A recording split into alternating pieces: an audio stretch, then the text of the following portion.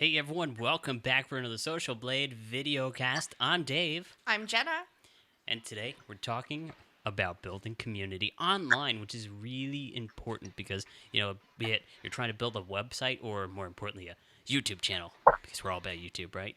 Oh yeah, definitely So YouTube. when it comes to community, it's a really powerful way to get your rankings up on the top of a Google search or any other website, and just overall, it's more fun because you got the interaction between Hmm. you, your audience, and there's a lot you can do. So where should we Yeah. start?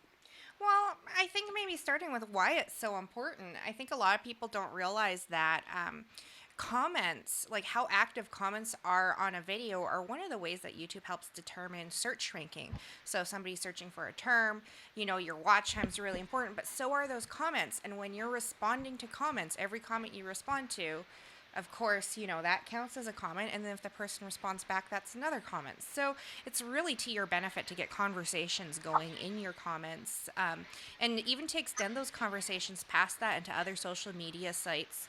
It's just, getting yourself a loyal following that makes a huge difference, when you're building a subscriber base and just trying to get your channel bigger. Yeah, so the interaction, I personally like having a large following because when I do videos such as, I don't know, like I run a food review channel.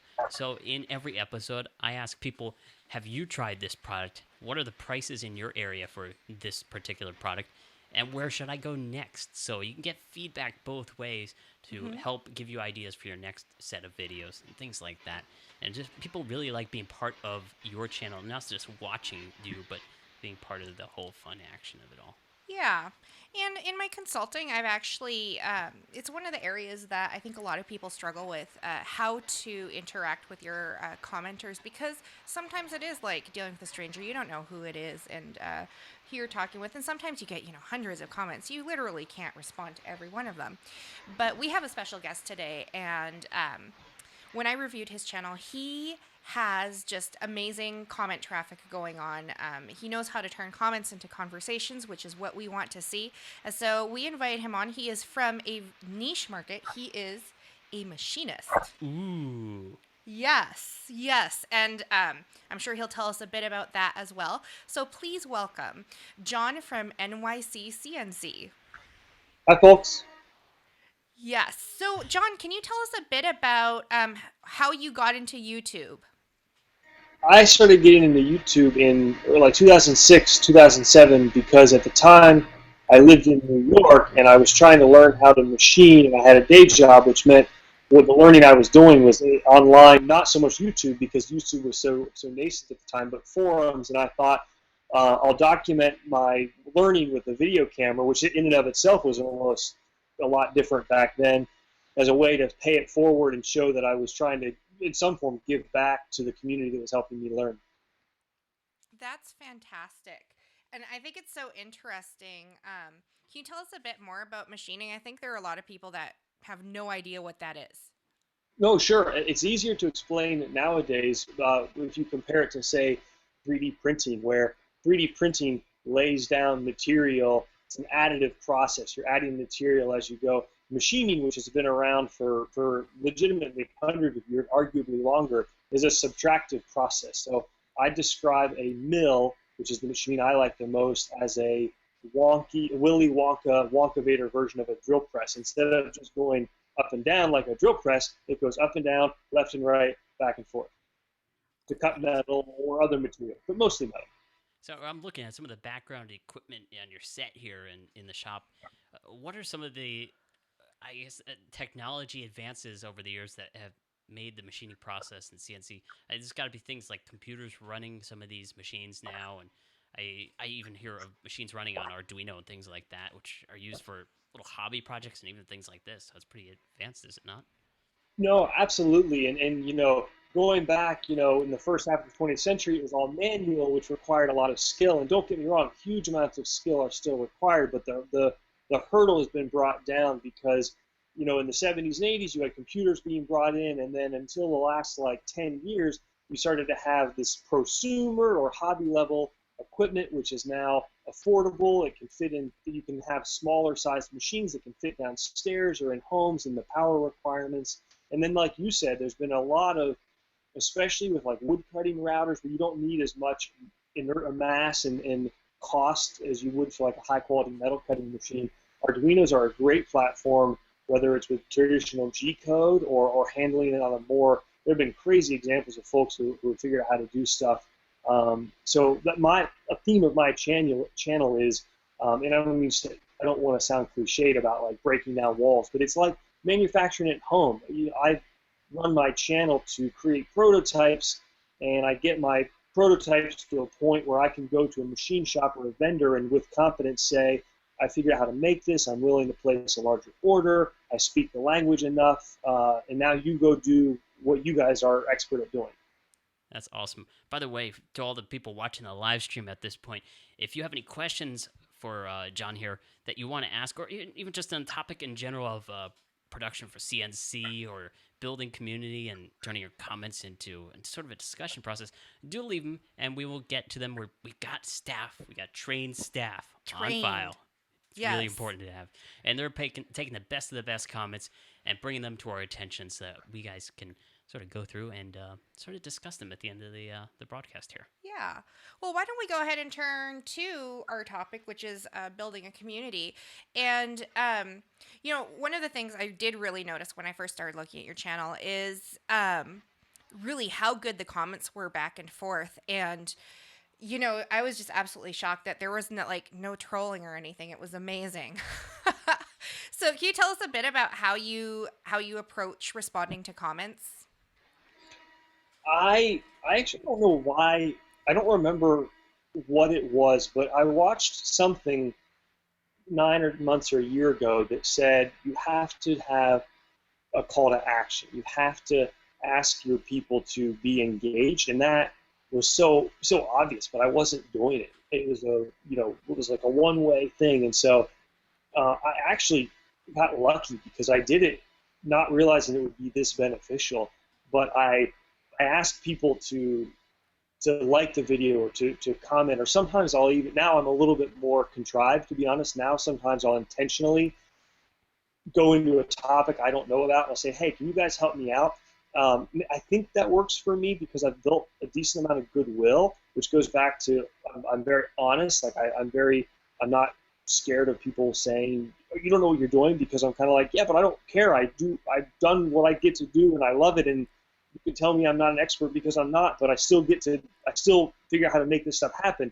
So I've always been prepared to deal with the folks, and they're out there because there are folks that don't like the machinery I run, or there are folks that are saying, what are you doing? You don't know how you're doing, but I built this goodwill, and so I ask for comments, and then look, everybody loves to feel like an expert. So when folks are able to chime in, and I'm grateful for it, I think it has built, I guess, a community, a way of engaging folks. Yeah, so it's interesting to hear something like this. I think when people come to your channel, you got to look into the analytics. I'm sure, Jenna, you would know more about this, but what type of audience goes to view his channel? Is it more like, I tend to think that a gaming channel is going to get more younger audience where there may be more trolls around, whereas a CNC and more production channel like this, you're going to have more people are just, I want to say more common sense, but that probably sounds rude. You're going to get less trolls, right? I mean, people that just have more people skills, I guess. I don't know how to word that. Sorry. He doesn't, and hopefully John doesn't mind me commenting on this specifically, but John's demographic actually tends to kind of follow the population curve. If you look at how many people are living in each age group, his demographic almost follows that, pretty closely from, the age where you'd expect people to be watching YouTube. Whereas, yeah, gamers, you tend to have a much younger audience. And also because I think gaming is, it's something where for some reason it brings the trolls out. I don't know why, but yeah, but like John said, recognizing that you are not the end all expert in anything, because nobody really is, and being able to accept some of that and not and being able to respond in a logical way. Yeah, that's cool. Sorry, I lost my headphone for a while there. It was awkward. Did your headphone pop out, Dave? No, but I lost my audio again. Oh no. Now it's Well, back. we know Dave and his run of luck with audio, don't we? So, So if I have no idea what's going on, I don't know. the blank look. It's I'm getting blank look. The producer is handling cables. Yes, he is.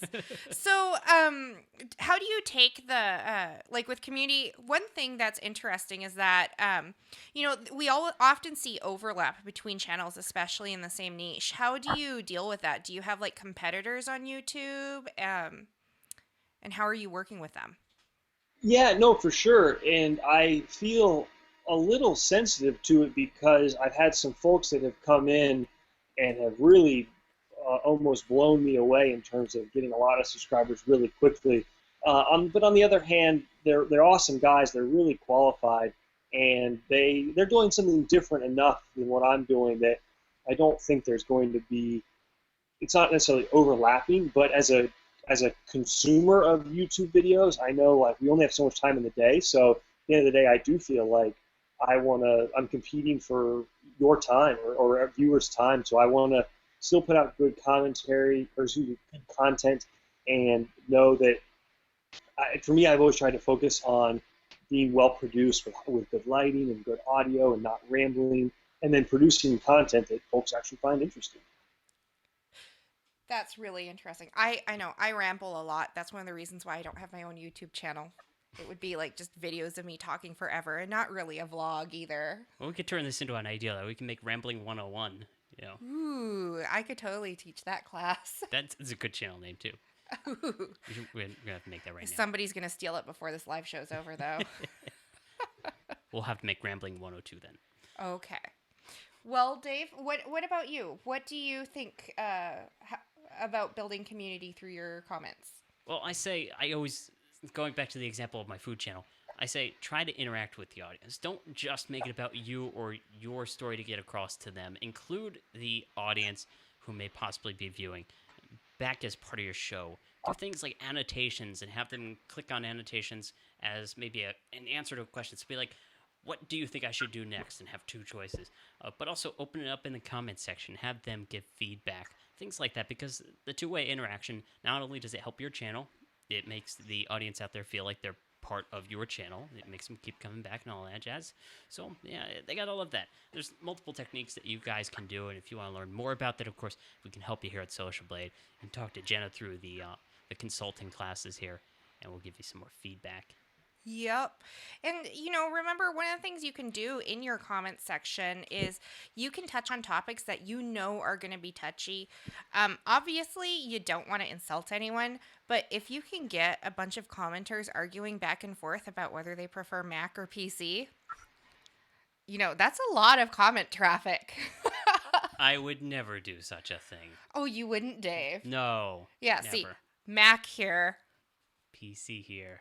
No, he has a Chromebook. That's not even a computer. Yeah, okay, fine. I run both.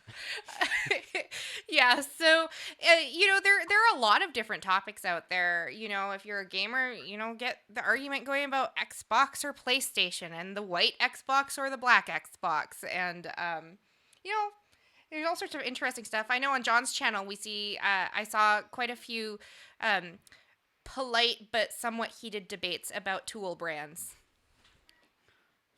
And it's funny you guys were mentioning that if you're trying to get comments started on a video, my opinion is ask some of your peers or people to make 5 or 6 comments and then respond to those. And all of a sudden, when you have 10 comments, it lowers that like hurdle. Even though we all hide behind the internet that it is, like no one wants to make that first comment if it doesn't look like it's a cool place to talk about stuff.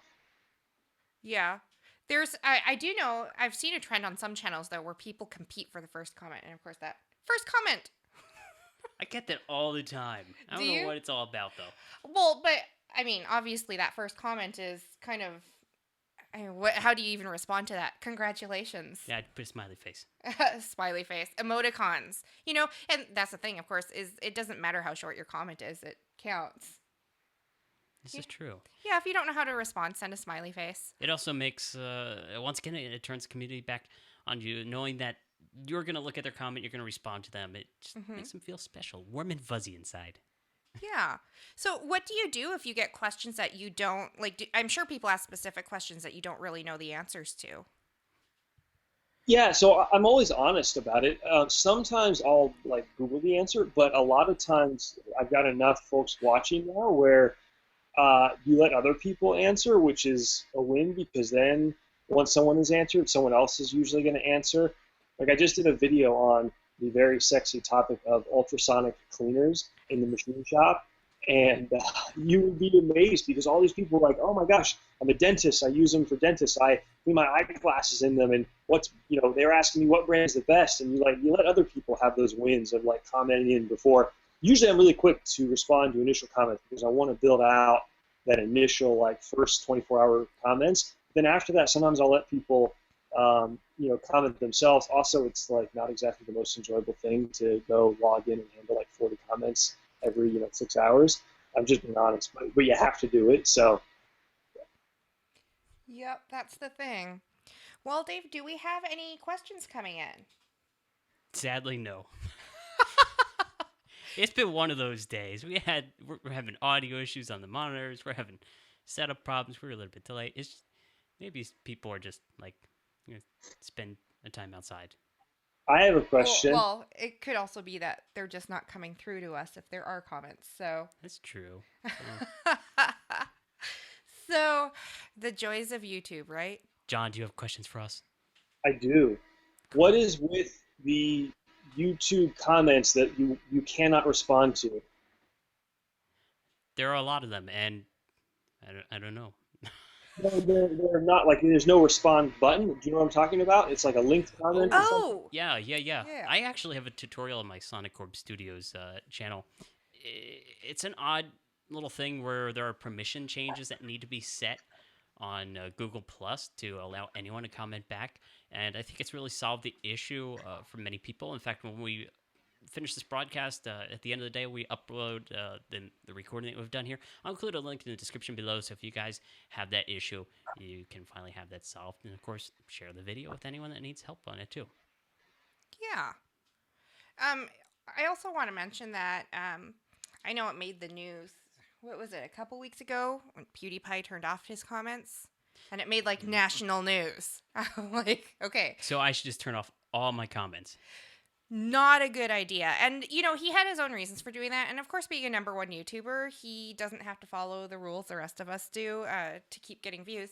But yeah, you generally want to enable comments on your videos. If you're not getting comment traffic, you are going to be rated quite a bit lower in the search Yeah, rankings. I feel like that was more of a power play type thing. So if he's trying to make a statement to YouTube or somebody, he's like, I'm going to turn off all the comments until you fix something. And, well, maybe they fixed it.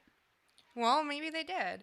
But, also I think, I know when the new comment system rolled out, being controlled by Google Plus, that there was a lot of, there were a lot of people complaining about the system. But now that we've been using it for a while, what do you feel about it, Dave? I think it's really controlled. The spam filtering that YouTube has in place now, it's doing quite well.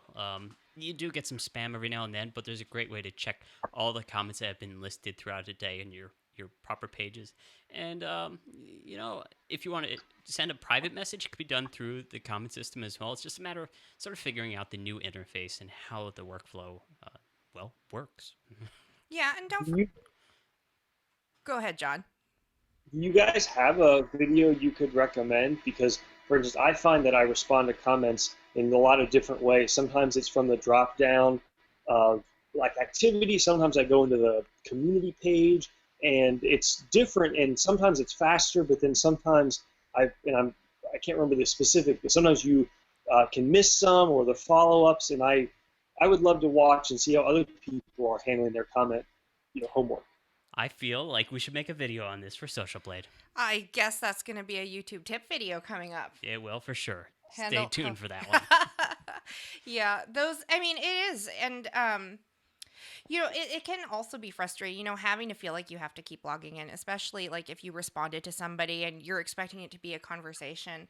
Of course, what's handy for that are the mobile apps for YouTube. I do believe do they allow you to control your comments? Some of them Yeah, you do? can reply on the new YouTube Yeah. Studio app. You can reply to comments really Yeah, fast. And so easily. and that's a fairly new app. Well, It's I got guess. the live analytics on there, so you gotta Yeah. love that as well. So yeah, so that one's been out for a few months. If you're thinking about the YouTube app from like much earlier this year, no, this one's much better. I believe they have it on Android and iOS, so it's a great app to be able to keep track of your comments. But yeah, there are. One of the ways to avoid losing comments, especially from people that do genuine conversation starting comments on your channel, is you can organize your subscribers into circles through your link to Google Wait, Plus so account. like if I put them in a big room, they're gonna circle? No, circles are the way that Google Plus groups friends. It's really just a way of grouping them. So you could take, say, like your 10 top commenters and put them in a circle, and then you can name it whatever you want.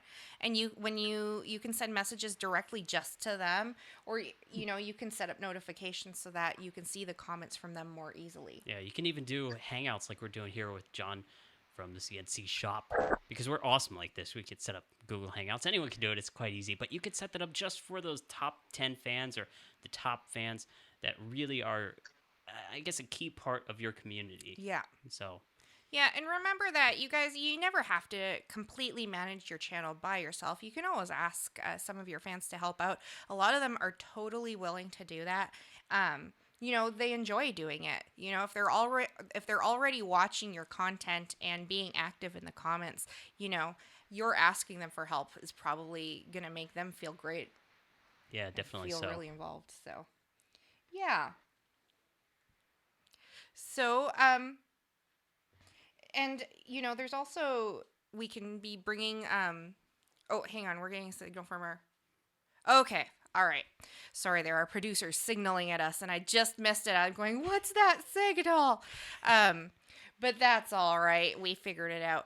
So don't forget, you can also bring the conversation onto other social media platforms. Of course, that's not going to help your rankings, though. If you want to be getting up in search rankings on YouTube, you need to be keeping those conversations on YouTube, of course. There you go. I got nothing to say. Dave. I've talked the whole show. I'm supposed to let Dave talk more. This is me talking more. So, yeah, it's a interesting topic. So anyway, I'd like to say thank you so much, John, for joining us today and talking about community and how you're handling comments. Thank you, Jenna and Dave and everyone at Socialblade. And as a no joke, I met the folks at Socialblade only like a month or two ago, and they've been really helpful. It's been a really big goal of mine to try to take my channel from being something that's really interesting to more of a I hate to say it, but like a business where I really invest more time into producing the content and how I think about the next year. So I did one of the consulting sessions, and Jenna was awesome and really helped me understand some of the analytics metrics that I knew I should be looking at but didn't know how to interpret. So thanks, guys. Yeah, so definitely something that you guys would want to check out is the YouTube consulting page offered by Socialblade, because hey, you just got your preview. Whatchamacallit? What those people that leave comments on how well they thought it went. Yeah, the a review. Review. I think it's I forget what they call it. Testimonial. Testimonial. There, that's the word. The audience will post a comment on that at some point, and they'll be like, "Yeah, that word." That word, yeah. So yeah, and it was a lot of fun. I do love doing the consulting. It's such a great way to get to meet so many YouTubers, and I love helping you guys out. There's a lot on the back end of YouTube that they really don't. It's hard to find information about it all in one place. But, because I work with so many YouTubers, obviously we're all YouTube certified. We've done some additional courses just to keep up on everything. This is it's something we love doing, and we'd love to pass that knowledge on to you. So, if you're interested in having a YouTube channel and growing it as a business, you're ready to take the leap, you have some time to invest in optimizing your channel, please go ahead and hit us up. We're going to put the booking, we're going to go ahead and put the link to the booking in our description. And remember, no matter what niche you are in YouTube, you can build a community on YouTube and have it be very beneficial to your channel. Yeah, it's so much easier than building community like on that old mothership. What? You can't say that. Say what? Mothership. I didn't say it. You blew us. No, I didn't. You did. You said it. No, I did not. You did too say it. Hey, careful. You know what happens if you get too upset.